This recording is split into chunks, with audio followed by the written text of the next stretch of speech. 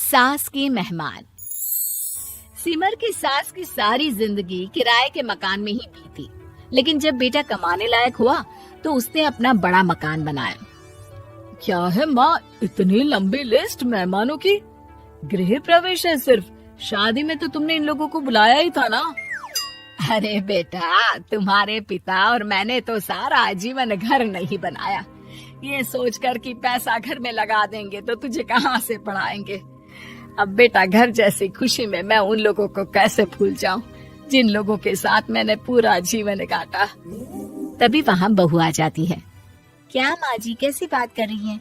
बुआ जी, चाची जी, उनकी बेटियाँ, ससुराल वाले सभी तो आ रहे हैं। मैंने उनकी लिस्ट सुमन से पूछकर तैयार कर ली है।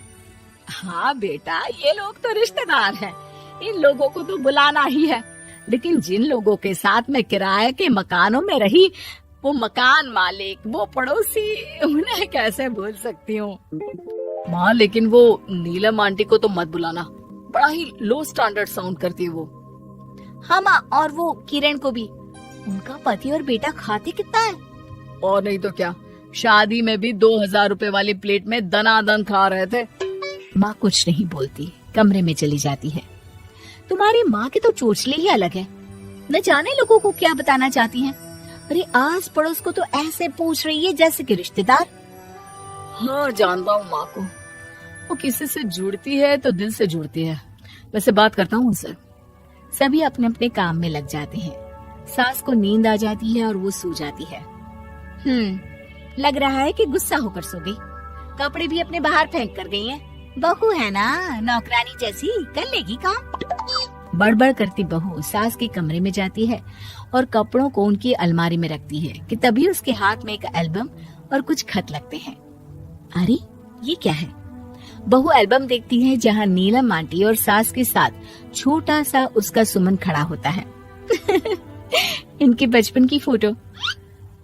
वो सारी फोटो देखकर जब खत को खोलती है तो वो किरण का होता है। बहू खत पढ़ने लगती है। खत में लिखा होता है, तू पैसे की चिंता ना कर, सुमन की पढ़ाई में कोई कमी ना हो, हम पड़ोसी नहीं बहने हैं। तभी सास जग जाती है। अरे बहू, क्या हुआ? कुछ चाहिए था क्या? बहू बात घुमा देती है। माँ जी, वो इनकी फोटो देख रही थी नीलम आंटी के साथ। कितनी सुंदर लग रही है ना आंटी। हाँ, दिखा तो जरा फोटो। बहू सास को फोटो देती है। सास फोटो देखकर कहती है, याद आता है, तेरे ससुर जी तो थे नहीं, काम के लिए 10 दिनों के लिए शहर से बाहर गए थे। जब बेटा होने वाला था तब नीलम आंटी और अरुण अंकल ही थे। आंटी बेचारी रात भर मेरे साथ बैठी रही तो अंकल भाग भाग कर दवाई का इंतजाम कर रहे थे। बेटे के होने के बाद भी जब तक मैं घर नहीं आई मेरे पास ही रहे। रिश्तेदार तो आए थे मुंडन में 10 दिनों के बाद।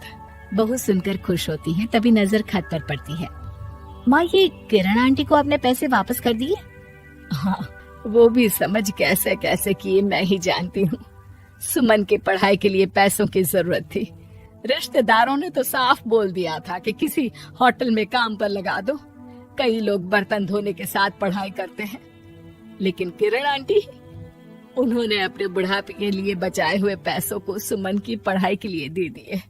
यानी कि आज ये जो कुछ भी है वो किरण आंटी के कारण ही ना? हाँ बहू, ऐसे ऐसे पड़ोसी हुआ करते थे जो किसी रिश्ते के नाम से नहीं बल्कि अपनेपन से भरे थे। फिर सास का बोलने का रुख तीखा हो जाता है। और फिर भी देख, सुमन इन लोगों को भी नहीं बुलाने दे रहा है। माँ, मैं बात करती हूँ, ये लोग सिर्फ आएंगे ही नहीं, हम लोगों के साथ रुकेंगे भी घर में, रिश्तेदारों की तरह। सास बहू बेटे से पूछकर एक एक घर जाकर पड़ोसियों को एक दिन रहने का न्योता दे आते हैं। और फिर वो दिन भी आ जाता है जब घर में गृह प्रवेश होता है। अरे हम लोगों का कमरा कहाँ है? बड़ा कमरा देना हम लोगों को, खुला खुला।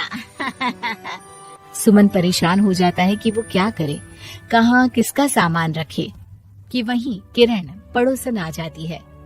अरे सुमन, परेशान ना हो बेटा, हमारे कमरे में रख दो उन लोगों का सामान, हम तो तेरी माँ के साथ ड्राइंग रूम में एडजस्ट हो जाएंगे। और हमारा कमरा कहाँ है? सुमन, जरा सामान कमरे में तो रखवा दो। अरे ये क्या, मेरे कमरे में तो सफाई ही नहीं है। अरे बता देती सुमन, हम कहीं और रह लेते। तभी वहाँ नीलम झाड़ू लेकर आ जाती है। अरे बबली दीदी कैसी बात कर रही है, चलिए मैं साफ किए देती हूँ कमरा। वहीं मामी जी भी आ जाती हैं। अरे सुमन दीदी, सबसे छोटा कमरा हम लोगों को ही देना था क्या? मायके की कोई परवाह नहीं है।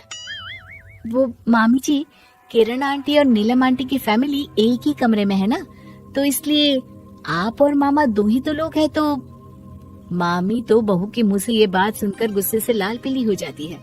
अरे वाह जी वाह, बहू की जुबान तो देखो कितना बोल रही है। इतना बोलने वाली बहुएं भी होती है क्या? अरे रहने दो, जब मेरी बहन ने ही मेरे बारे में नहीं सोचा तो किसी और से क्या उम्मीद करे। दोनों सामान पैक करके घर से निकल ही रहे होते हैं कि नीलम आ जाती है। अरे राकेश भैया, मैं भी सुमन की तरह ही तो हूँ। आप तो हम लोगों को इतने साल से जानते हैं। हाँ, तुम लोग तो मेरी बहन से चिपकी रही गोंद की तरह। खैर कोई बात नहीं, रहो बड़े कमरे में। तभी अरुण वहाँ आ जाता है, जो नीलम का पति है। अरे भाई साहब, थोड़ा तो वक्त दीजिए, हम सारे छोटे कमरे में शिफ्ट हो रहे हैं। सारे पड़ोसी छोटे कमरे में चले जाते हैं और मामा मामी बड़े कमरे में। बहू चाची के कमरे से बाहर निकल रही होती है कि देखो कैसे बड़ा मकान बनाकर इतरा रही है। अरे जब हम लोगों ने कहा था कि घर बनवा लो, तब तो लड़के को पढ़ाने की पड़ी थी। इतना पैसा रखी थी, महंगे कॉलेज में पढ़ाया, तब बात मानी होती तो सस्ते में मकान बन जाता। बहू आगे जाती है जहाँ दोनों पड़ोसन भी आपस में बात कर रही थी। मानना पड़ेगा सुमन को, बहुत ही समझदारी के साथ चली। बच्चों की जिम्मेदारी को सबसे ऊपर रखा, रिश्तेदारों के साथ भी पूरा निभाया। नहीं तो आजकल के रिश्तेदार। अरे सुमन के लिए तो हम हमेशा ही खड़े हैं। बहू तभी मामी के पास जाती है, जहाँ वो मामा से कह रही होती है, बस अब आ गए इसके घर। अब तो ये रो रो कर भी बुलाएगी तो मैं ना आऊं। कैसे कमरे में रखा हम लोगों को। सुमन भी ना किसी काम की नहीं है। बहू सभी को देख समझ रही थी। रिश्तेदारों के नखरों के बीच पड़ोसियों का प्यार। वो देखकर समझ जाती है कि सास के असली मेहमान कौन है।